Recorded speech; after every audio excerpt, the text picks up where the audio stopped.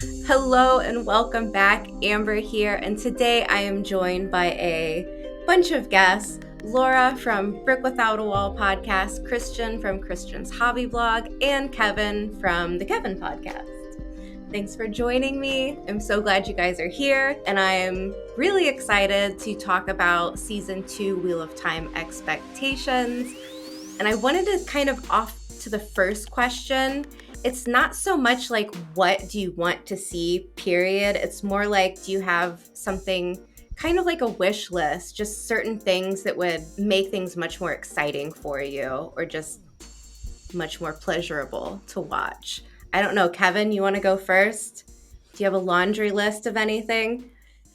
Oh, I've got it's a kind of a short list. So things that would make me really excited, especially if we saw them in the trailer, are kind of like any hints of the Seanchan kind of slew of animals they have coming over with them from across the ocean. They've got a lot of special animals that you don't really see elsewhere in the regular Rand continent. So I'm really excited to looking forward to seeing those. I think that there's a lot that they could do with that with practical effects. Obviously, some of it will have to be um, movie magic and CGI'd a little bit, but I think that there's plenty that they could do with practical stuff, like they did with the Trollocs and Fades in the first season. So I think that seeing that in the trailer, like even in the first like 10 seconds, would be like, whoa!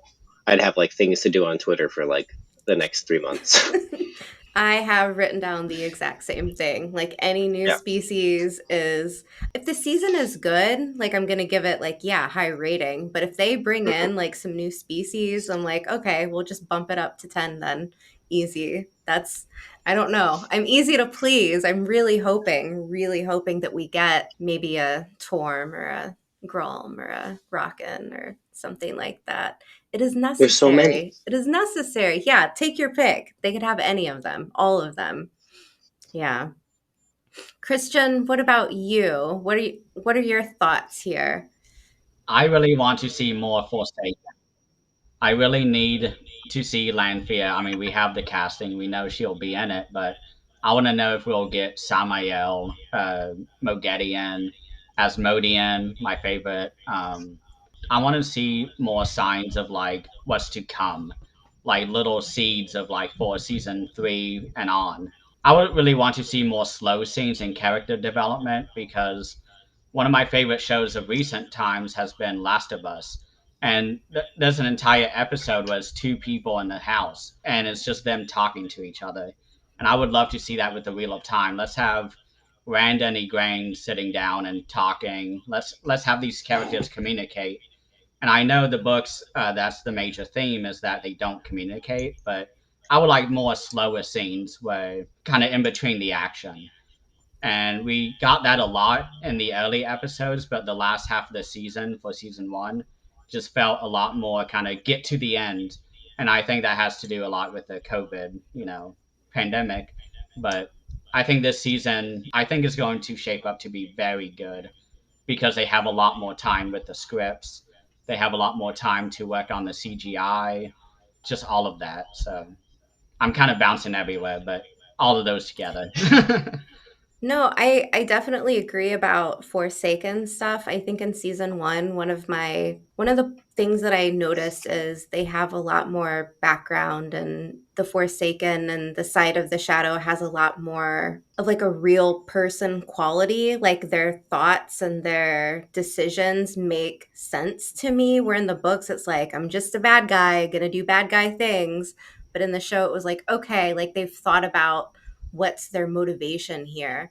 So if they do bring in more people from Side of the Shadow, more of the Forsaken, I think that could be really fun and really interesting. I'm sure some of them are going to get cut, but I do think that the way that they've gone so far in season one, that makes me really excited for what could be when we get a Lanfear or Mogideon or Asmodian. Take your pick, really. But yeah. One of my favorite scenes in season 1 was in episode 4, I believe, where we see all of the little statues of all the different Forsaken. They're talking about that, That was one of my favorite moments of season 4 or episode 4, and a otherwise very great episode. That's what I want more of in season 2, is sort of those hints of later, while also giving intrigue. So Intrigue is always fun. It's always Yeah. delicious. Yeah. What about you, Laura?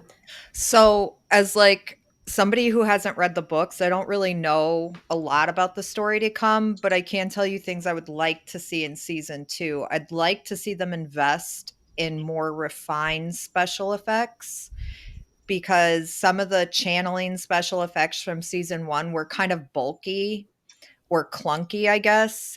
And I'd like to see that kind of refined. I would like to see a lot more about Ishmael too. I just really want more information about the Dark One and his legion of followers because all I really have to go on is a bartender who doesn't really necessarily exclaim why she's so into it or what she thinks she's going to get out of it. I just know that she was very quick to turn them in and was like, I'm going to be rewarded. But I don't really know what goes on with that. So I'd like to see a lot more background into the villains of the story. I feel like season 1 gave me a lot of background into the heroes and now I want to see the villains. But I also, as far as one hero goes, I'm most interested to see where Perrin goes with this. Like he can Ooh. commune with wolves. There's something going on there. I want to see Perrin explore that. Don't make me wait. I think it's going to be like a Perrin heavy season because out of all of the Emmons Field boys, he gets like the least book moments, but they had to keep this mystery of who the Dragon Reborn is. So I understand why they did it. But that makes me think that yeah, season 2 is going to be a lot of Perrin Wolf stuff. Which will be That's cool. exciting. I know, like in the books, the way that he and the wolves interact, it's very different from other series that I've watched or seen or read.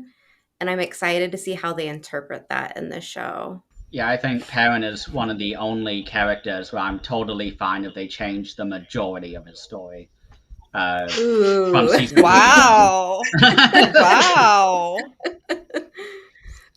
Why I'll be is bold. that?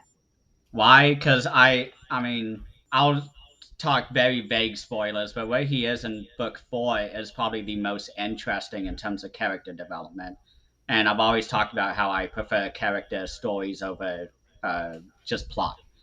And Perrin is somebody who has such a strong arc in book 4, and then he disappears for book 5. And then book 6 and on, there's nothing that I really care for.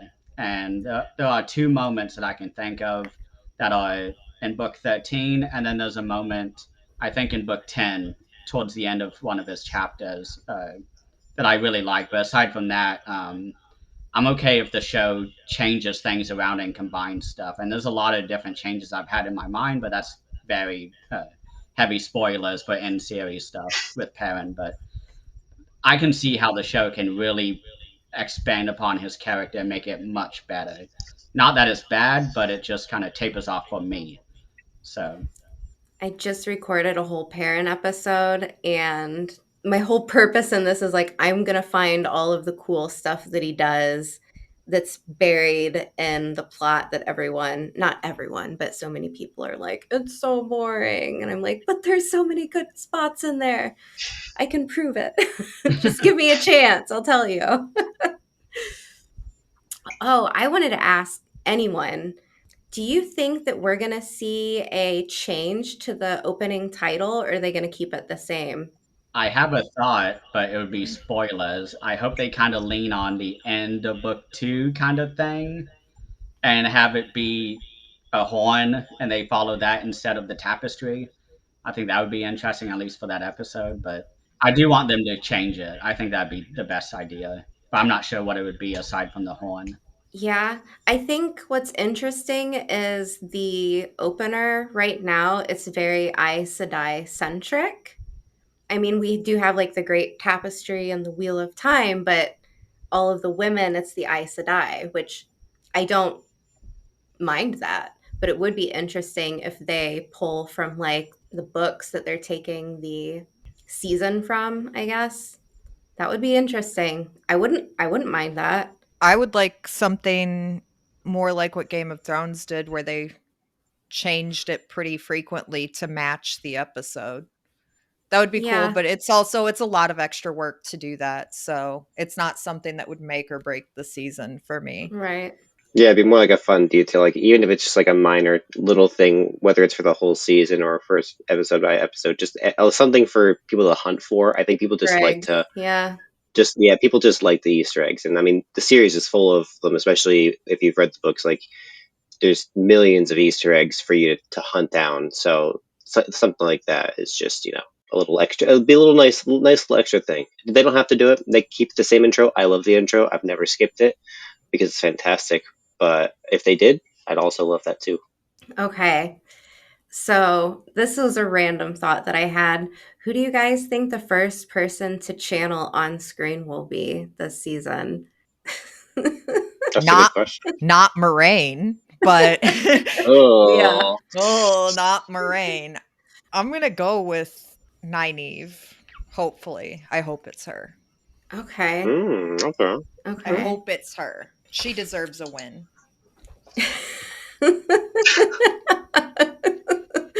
I mean, everybody deserves a win Right. this season. Like, Right. But like for me, Nynaeve's been babysitting a bunch of teenagers for months now. She's been like carrying the burden of watching out for them around, and she's had a rough go in season 1. So I hope that like things come together for her in season 2. It would just be super cool if she was the first to channel.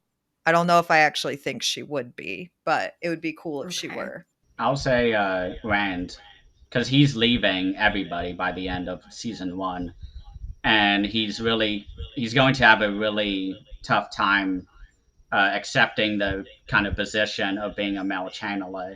So I want to see kind of the opening of the season kind of refocus on him and show him kind of at a campfire alone and channeling, be like, oh, I don't want to do that, and trying to ignore the fact that he can. And now it's becoming easier for him.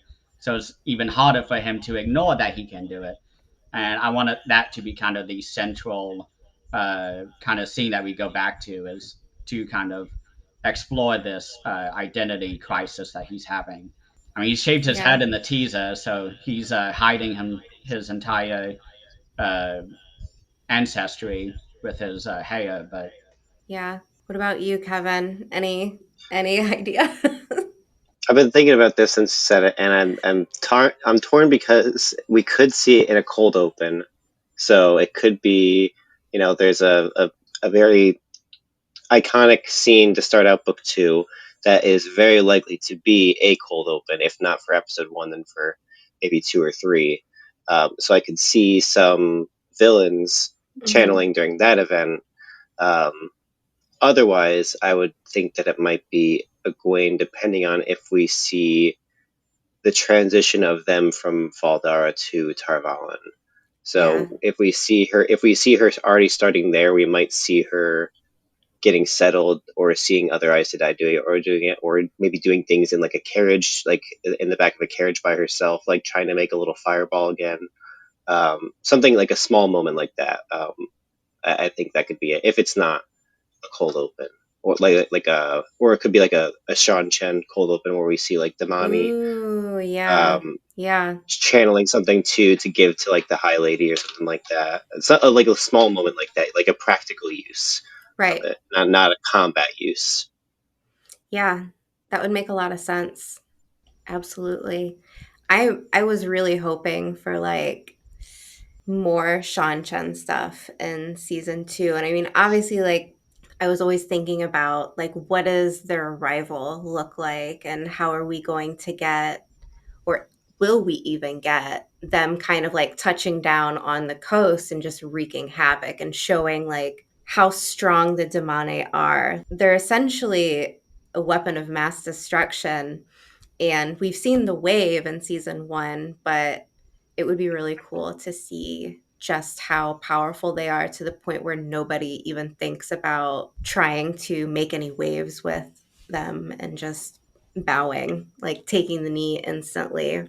I mean, from everything that we've seen with the behind the scenes stuff and the little teaser things from last July, like I love the look so much and I love the costumes there so much. And that's one of the big things that I'm excited for in season 2 is just the visual aspect of everything, like the costumes and the CGI and just what they're going to tweak knowing that they've had like more time this season and that's going to be really really cool to see. I'm hoping to see better costumes this like better costuming this season. It's not that last season was bad, but there were very few like standout costuming moments last season, and I'm hoping that there's a lot more of them this season. Yeah, we got the Amerlin's outfit and everybody was like, Oh, so good. So "Whoa, good. whoa." I Yeah. also I would like to see, this is kind of jumping back to the opening credits thing, but in the opening credits, there's a lot more than just a couple Aja colors. So I'd like to see them explore more of the different Ajas. And I know that there's more than just red, yellow, blue, and green. So Yeah.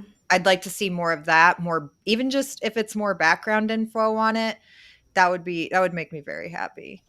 Yeah, that was in my first read through of the series when we get like Moiraine entering the two rivers, and at some point she starts talking about I think the Red Aja, and I'm like, oh, there's more, cool. And then I had to wait a couple of books to actually get any more exposition on what the other Ajas were about. But that was like as a first time reader, like that was really exciting getting to know like, oh, okay, so there's like different departments and they all do separate things. And I thought that was really cool. Okay, so this one is kind of a painful question, but during a Q&A way back, Rafe Judkins said, you know, there will be death, so prepare yourself because characters you love are going to get got. And I wanted to ask you guys, like, do you have any theories on who might be one of the characters who get killed in this upcoming season, or maybe the one after that, 2 or 3? I Can have, I hope yeah, that yeah. I hope that Egwene is one of them? Like, You do not I like Egwene? I do not like Egwene, nor do I like Matt. That's not a secret. So if Okay, they want to I take think either one of them off the board, I won't complain. But I don't think it's going to be either one of them. I think it's so funny because Matt is probably like one of the most universally like beloved characters that everyone How? likes, and Laura's just How? like, mm-mm, no, mm-mm. What an insufferable like person. I find him insufferable. He's so selfish and narrow-minded, just about, he's like, well, I feel this way, so who cares about how it affects anything else? That's his whole personality to me, is like throwing a tantrum on the sidewalk. Now we got another tantrum on the sidewalk. I got a big tantrum. If my neighbors would stop setting off fireworks, he wouldn't need to sit in my lap. I think with Matt, we're going to see obviously like a very different side of him this season because obviously season 1, like, okay, so Laura, since you haven't read the books, was it like very apparent to you that whatever his connection was with the dagger had like changed him? Or did you just think that like he was just kind of a jerk and that was like No, his it very much personality? seemed as though the dagger was scanning the area and was like, he seems like the right person to call out to. It called to him, he came to it, and then once it infected him, like, he got even worse. Oh, that's an I didn't interesting wait, theory. I never thought about it that way. I Never. But didn't like that's him before the dagger. I haven't liked him from moment 1. I don't okay. feel like him being decent to his siblings, even though they have like questionable parenting, I don't think that that makes up for the way that he acts. Just Okay. because he Okay. happens to care about his 2 siblings doesn't excuse like how he doesn't really behave in a way like he cares about anyone else. Okay. But yeah, I think the dagger called out to him specifically. I I may like be that. wrong. I haven't I read the like that books. Who knows? theory. I'm making it up as I go. No, I mean that's the fun part about people who haven't read the books because obviously like we all know like what they're pulling from. So it helps me even getting an outside point of view because like I don't think it's going to be any of our main characters who die. As far as like the minor characters and more like the side characters, like man, it could be anyone. It could really be anyone. I have a I'm tr- controversial one. Ooh, tell me. Elias. Mm, Ooh.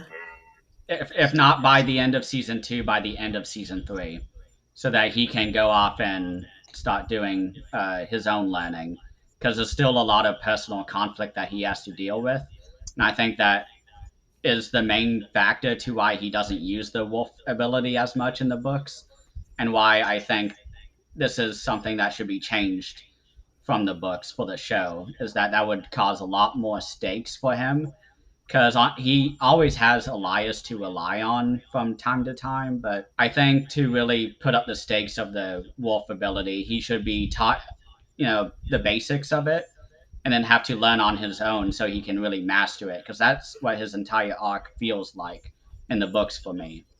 So I think killing Elias would be a fun, I think, change. Perrin definitely has like his big leadership struggle. Like that's his big question mark. Like, can I be a leader? Am I fit enough to do this? So that would work, I think. Yeah. I was also thinking Heron, but I don't even know if he's been cast yet. So Kieran, I don't think oh, he's gonna, I mean, personally, I don't think he's gonna show up. But Kevin, any idea? Any thoughts? Who might? this one might also be controversial. And I tried to think of one that this will have like no bearing on what actually happens to them in the books, whether they live or die as well. This is independent of that. But I think that Uno might not survive the season. He seems like a obviously he had a really really short cameo appearance in the show, and he has a bit more weight to him for book readers. But I could see that being the perfect reason for him to be pretty well developed this season, and then towards the end of it, at a climactic moment, makes the ultimate sacrifice in some capacity or something like that. So Ooh, yeah, what if they? He's I one wouldn't of like it. the I like him. he's one of the guys from Faldara, right? yeah, Correct with In the the eye patch. Yeah, okay, yeah. Oh yeah, okay. Digging out the yeah, thing yeah, under the throne. All right. yeah. yeah. What if? Sorry to interrupt, but what if they combine him and Ingtar together? I think Did they Ingvar is cast? cast. Oh, has I he? think they casting Okay. going. Hmm. Yeah, after recasting him Yes. because the original actor couldn't stay after season 1, so they changed the names and they Yeah. recast him for season 2. So Yakota, I think. Yeah. I would not like Uno being killed, but I agree that would be a really great change, and it would be something new for the show people who want to read the books. Hey, the Uno is so much, has a bigger role in the books, but he's more like he's a fun character for me. I love seeing him pop up every now and then. yeah, yeah, I could see him going out in a blaze of glory in some type of battle sequence. Yeah. that would be what he would want though. Right? Or like he dies during a profanity laced tirade. I have Because a recasting question when you're done though. go for it. Hop in. Hmm. What do you guys think about Matt being recast? Have you guys looked into the guy who's going to be playing him this season versus who played him last season? I like him. I think he's going to I bring a oh, go ahead, sorry.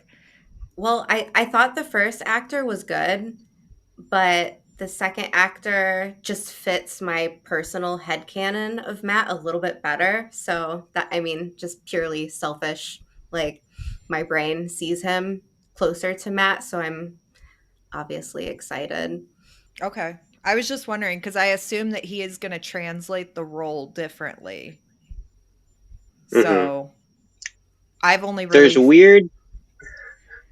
like I've only Okay, really go seen ahead. him in The Witcher.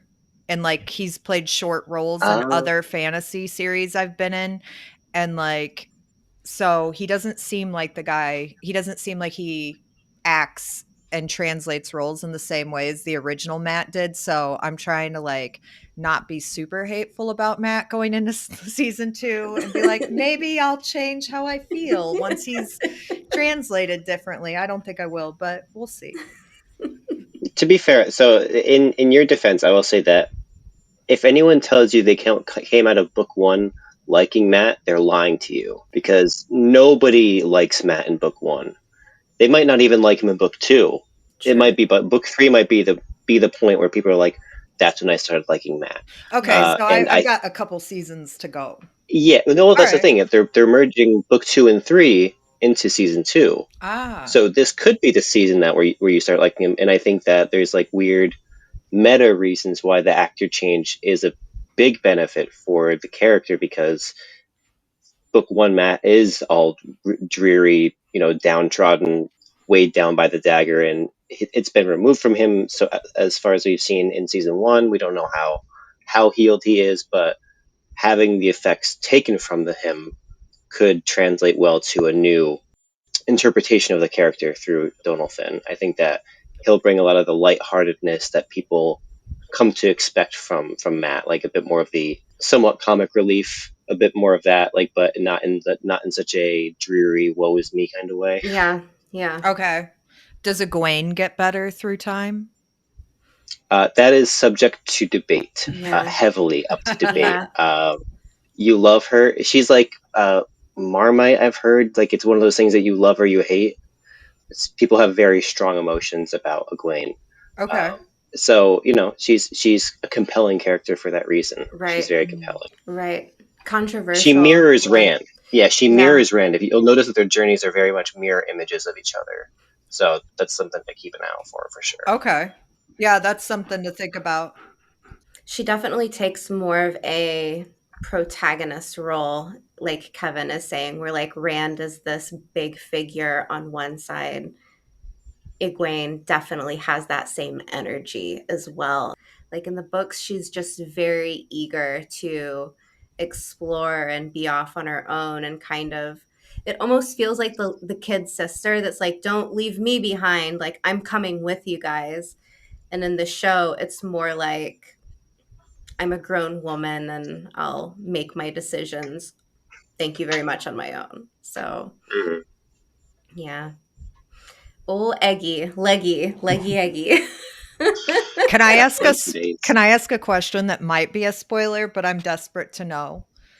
Sure. In the last couple episodes, like when they're in Faldara and Patton Fane shows up while they're pulling the Horn of Valir from the floor, Loial gets stabbed. Is he alive or is he dead? Because we don't see him dying, but like it's kind of implied that he's dying. But I really hope Loial doesn't die. That's somebody who I don't want to see die in season 2. I hope that he's there season 2. But you don't have to He tell me if you don't want to. That's something I'm thinking about. he appears in a teaser trailer from last July, Ooh. so he's definitely alive. Yeah. Okay. Whether changed by the dagger, who knows? We'll Yeah. see. Oh God, Oh, no. I Natural didn't. Ogear immunity. Natural Ogear immunity. I hope Come so. on. I hope so. He's so delightful as a character. Yeah, he's great. I think there would be riots if there were significant changes to his outcomes in the story. That might cause a lot of problems. I will say one of my hopes, I guess, expectations for season two, and I think it'll happen, is Ogear rage. Like we're gonna see the duality of the Ogear, and I'm hype about that. Like Mm. Ogear violence is something that I'm like kind of really, really hoping for. I wonder if there are like Ogier like castings that we haven't identified yet that are like other Ogier like. I feel like because we have to be visiting like a setting at some point in season two, I and I hope. wonder if like Aerith is like a female Ogier, and I wonder if we'll meet her or maybe any of the elders, um, Loyal's parents, maybe even. So maybe some of those mystery castings are those people. or some Ogier gardeners for the That's Seanchan. also true. Also true. So yeah. Oh, there's the Seanchan have their own kind of like it's like a military force of their own that is comprised of like excellent warriors and Ogier warriors. So that's Really? another like Ogier wish list that I would think would be really fun to explore. Oh, that does sound fun to explore. We talked about expectations and some changes and stuff like that. Is there anything that you guys are like hoping that we don't see? Like something that they kind of leave out? Are they going to back off of the Rand and Egwene love story for They at least a might. little bit? I mean, like, it just Well, I mean, seems they're separated right right. now, so like So, I don't know if there's any opportunity to bring that in. right. I am curious about that because he's off pretending that he's dead and she's stuck grieving with that. So I'm curious to see how that portion of the dynamic plays out. I didn't even think about that. Like when we're gonna get time with our Emmons fielders, are they gonna be in mourning? Probably because they're going to assume Rand is dead. Yeah, I isn't Moraine telling everybody he's gone? yeah, That Yeah, was yeah. slick. That was slick on her part when people asked, she's like, "He's gone." That's the perfect way to imply he's dead without lying. yeah, But I was just wondering, like, what happens there with that dynamic because up until this moment, he's been, I would say, borderlining obsessed with them having a life together. And now he's faked his death. And how does that play out for them? I'm just like, that's something I would like to see them address in season 2 is how it's playing out for both of them to go through this. yeah, yeah, absolutely. It's something that I didn't even like in my book reader brain think about because I'm more focused on like how are they gonna line up the plots, but makes a lot of sense. Well, plus you know what happens. Well, yeah, they made up right before he left, though. I forgot about that part. Is that they did the dirty, and then he had the post nut, and I was like, yeah, time to go be the hero. Yeah. By the way, tell everyone I'm dead. That's gonna Yeah, be, I mean, that's gonna be really rough on Egwene, but I feel like Nynaeve would be, yeah, I hope she doesn't feel responsible for it too, because she seems to feel very responsible for those core 4 characters. yeah, yeah, that might take a heavy toll on whether or not Nynaeve could channel maybe as well, because at the end she's exploring this block. We don't get this in the books, but I would be interested to see on like if that grief like piles even higher on her and creates even less of a chance of her being able to channel. I hope not. I hope not. That would be a that's just a shit hand for her to draw right away. I Yeah, was yeah, I was hoping she'd have it a little better in season 2. yeah. What about okay, so Moiraine, like she obviously can't channel right now. I'm trying to be really delicate here with spoilers. Let me think about this. Do we think Moiraine will channel in season 2? And if so, like will it be mid-season, end season? I have a thought. Okay. So, I do have I some background on the I love book theory in time. I do have some background in the book on this specific area. Do I think she's going to channel mid-season? Absolutely not. I think that if she starts channeling again, that it would definitely be like a good end of season cliffhanger to kind of Okay. hint that she might have started to be able to channel again, and then I could see where season 3 she could channel again, but that seems kind of quick too. I don't know. I don't think she's going to channel this season unless it's in the last episode. Okay. Any theories on if she's totally lost it or if there's a chance that she can get it back, Laura? I don't think she's totally lost it. They're not gonna that's just Me I don't think that's what's happening. I think her length of not channeling will match how long she's gone in the book. Okay.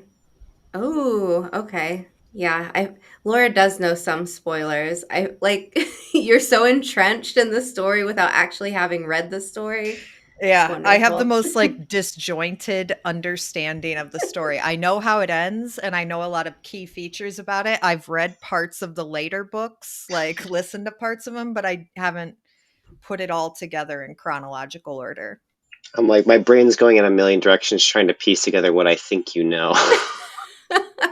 There's like a million things you could know, and I'm like, maybe this, but maybe not that part. But maybe this part too.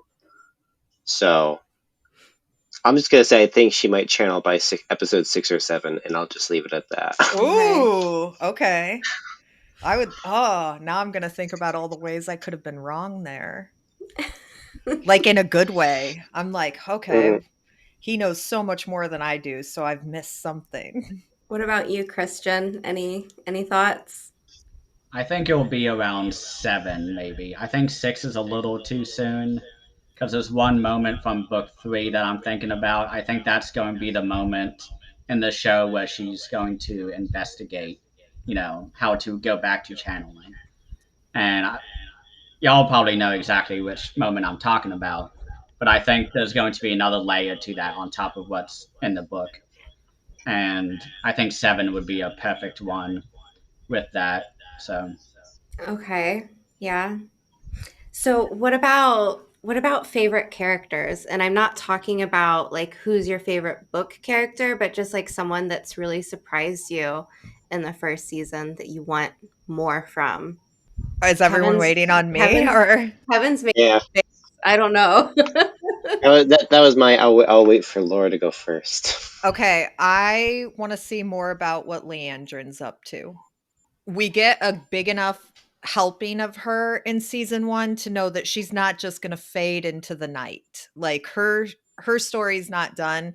So I want to see what plots she's got herself intertwined in. Like I said earlier, I want to see more from Ishamel. Those are probably the two people I want to see more of in season 2.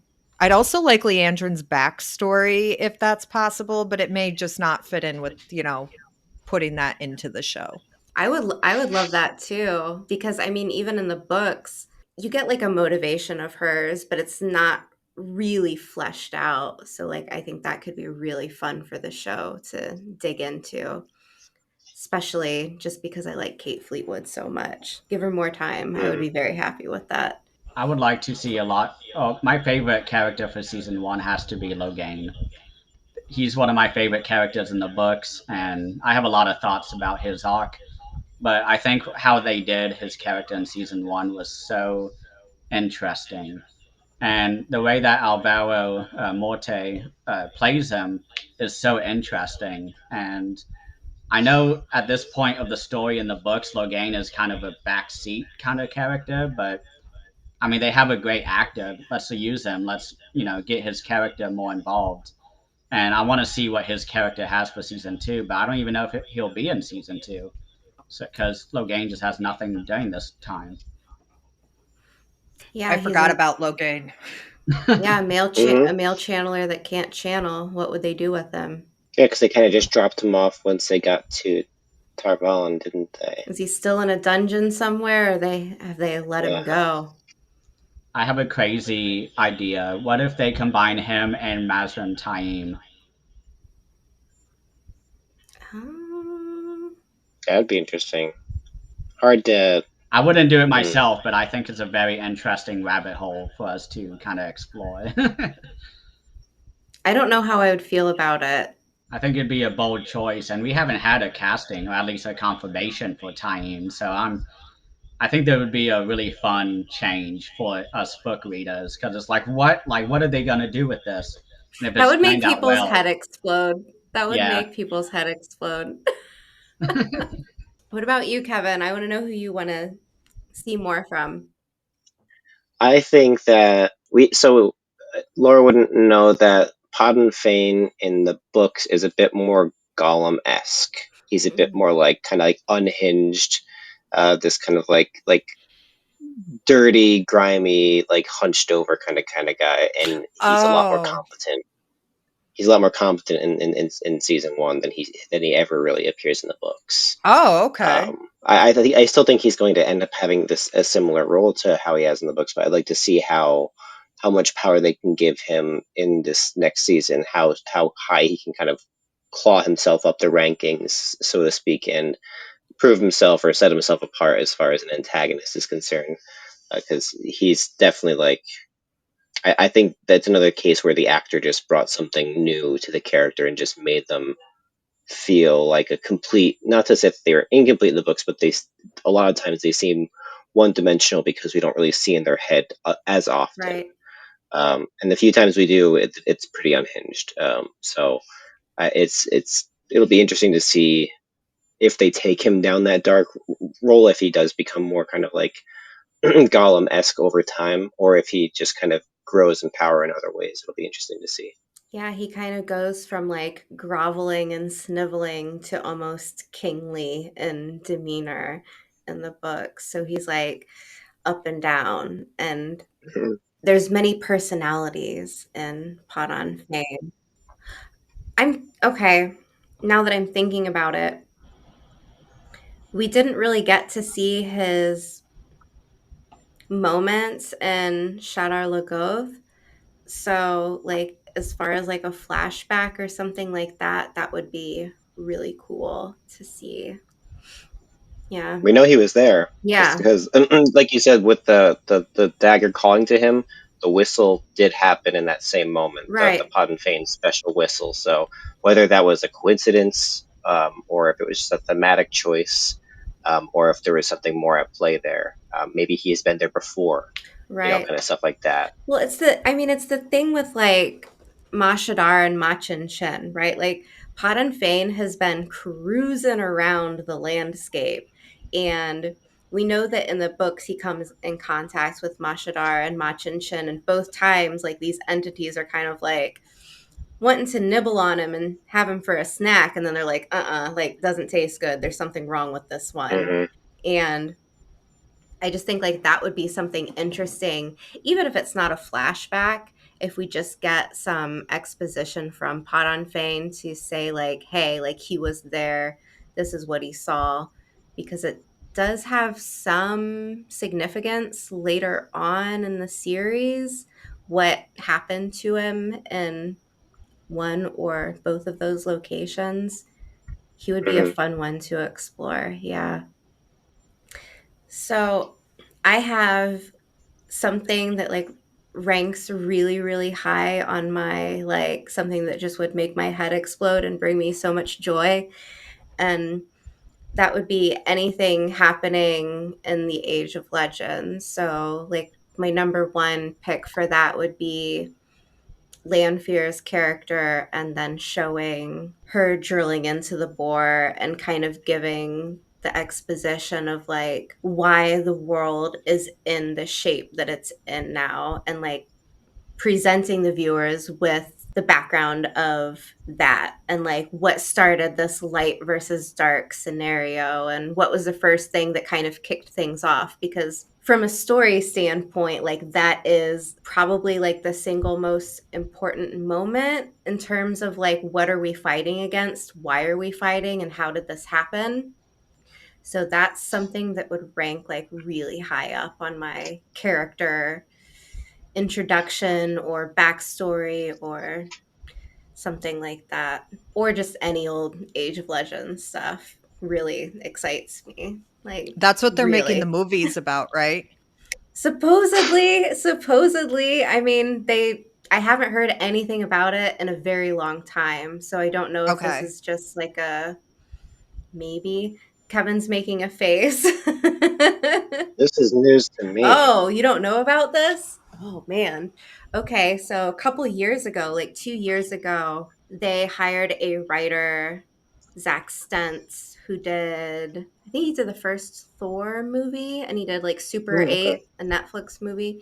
But he was hired on to write movies for Wheel of Time, specifically Age of Legends centric movies. And since then, I have heard nothing. Like, no one has heard anything. Interesting. Okay. Yeah, and Okay. Didn't know that. it was also hand in hand with, I think it's like Blue Eagle production that did the Billy Zane Winter Oh, Dragon. okay. So like immediately people were like,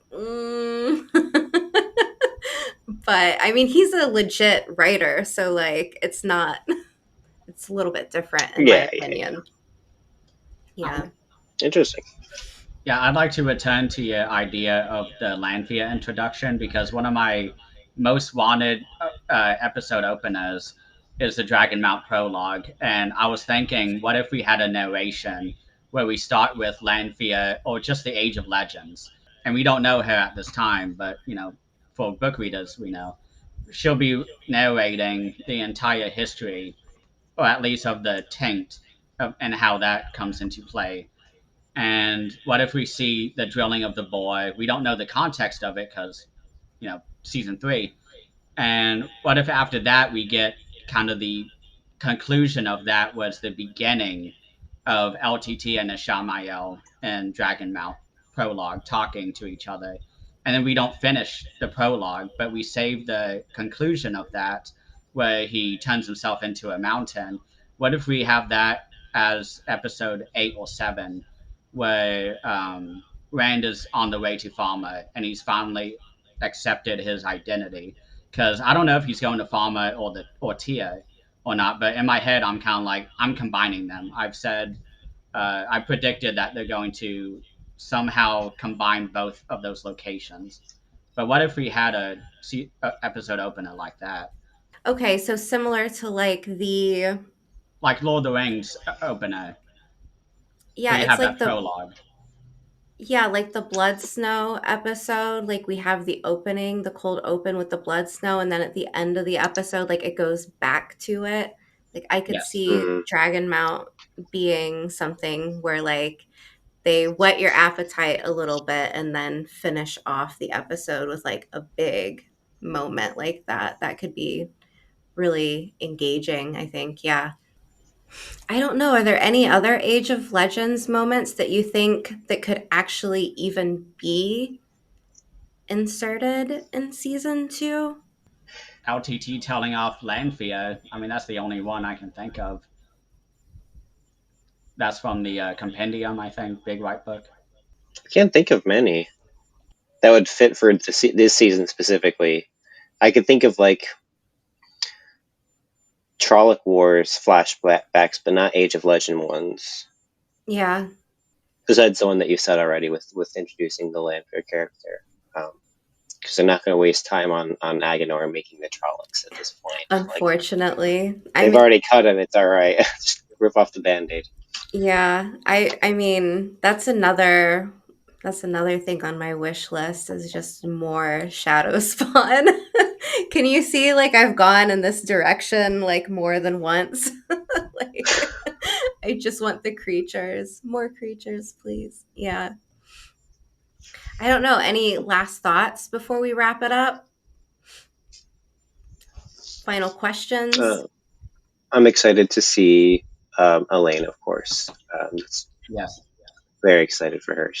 I don't know if you've followed along with casting much, Laura, but um, the kind of like the kingdom that the Two Rivers technically resides in will be meeting Elayne, which is the daughter heir of that kingdom.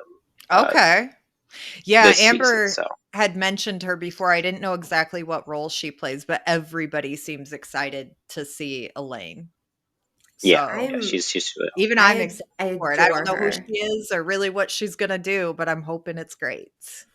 The actress, I don't think in like all of the casting releases for the entire show that there has been someone where as soon as I heard her voice, I was like, that's her. Like it yeah, yeah. immediate, like immediate, it's her. And just she has so many fun moments. I don't know, like she's a princess, yeah, and I mean that could be kind of like people don't care about that, but like she's just in terms of like the dynamic with Nynaeve and Egwene and the White Tower dynamic. She's just such a solid, fun Mhm. character. I love her. I adore her.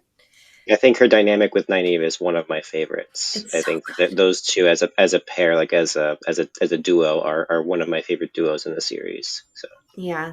Laura, they have a whole circus plot where they join a circus. That sounds fun. it's one of the I best. can't Honestly, wait to see them join a it's so circus. good. I It's a love That it. really good sounds so plot. fun. I think I know Christian likes it too. I think we're all contrarians here. Wow. Yeah. It's yeah. Before I found other people, when I was just kind of like before the show came out, I would just really only had limited access to other people on Reddit, and I would always see like, oh, the circus arc, they can cut that, or oh, what's the point of this fluff? And I'm like, what are you talking about? This is the good stuff. This is what are you reading? I love And it. it's like the guys who are like, oh, it's a girl chapter. Oh, Yeah. so Probably like the same type grain of of salt. people who don't like New Spring because they have a whole chapter where they go dress shopping. Yeah.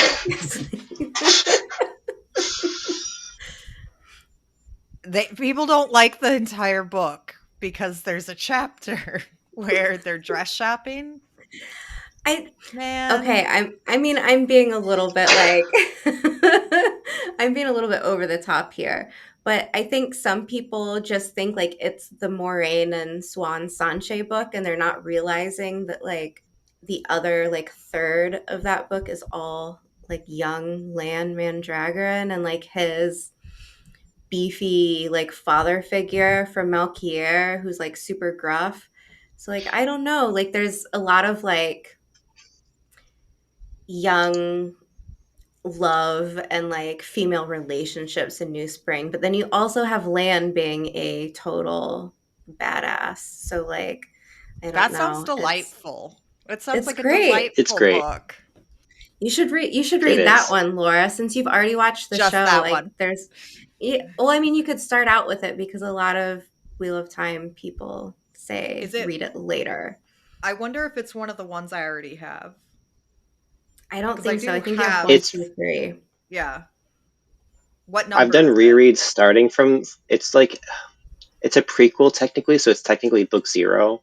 Okay. Um, but I've done rereads where I've started with that, and it actually like it evokes a similar vibe to the show where Moiraine feels like a main character and not just like this person who shows up in a village. Like you have this more deeper insight to her before book 1. So Okay. and I've heard of people who have started with New Spring not knowing to start with book 1. So people do it. I mean, it's an interesting way to experience the books. So I'll never fault it. Some of the people Okay. that I know who have read it first seem to have like a really like grounded idea of the world before, Eye of the World. And I always love getting a different perspective like that. But yeah. Yeah. Oh, I think I've already decided when I read it, that's how I'm going to read it is New Spring first. You guys have convinced me. It's not going to take that much. It's fun, yeah. Especially with the background knowledge of the show that you already have. I think it'll be a lot more enjoyable. Okay. Yeah. Thank Yeah. you. That's a great idea. And Should you'll do get it. used to Robert Jordan's writing style. Yes, yeah, yeah. And a much smaller Yeah, it is. book comparatively. It's quicker read. Yeah. Yeah, but I want to end this on, I'm so excited, especially for Elayne Kierakavni. I'm probably going, well, maybe between me and Kevin, we will be the number one fans. I can't say enough good things about this character, so that's probably one of the main ones I'm looking forward to. And some of the other ones we've covered, like Leandrin. So yeah. Yeah, Yeah, so thanks for watching. Leave a comment in the comment section. Let us know what some of the things you are looking forward to, what maybe some of your expectations are, and go check out some of the various podcasts and YouTube channels from my guests here today.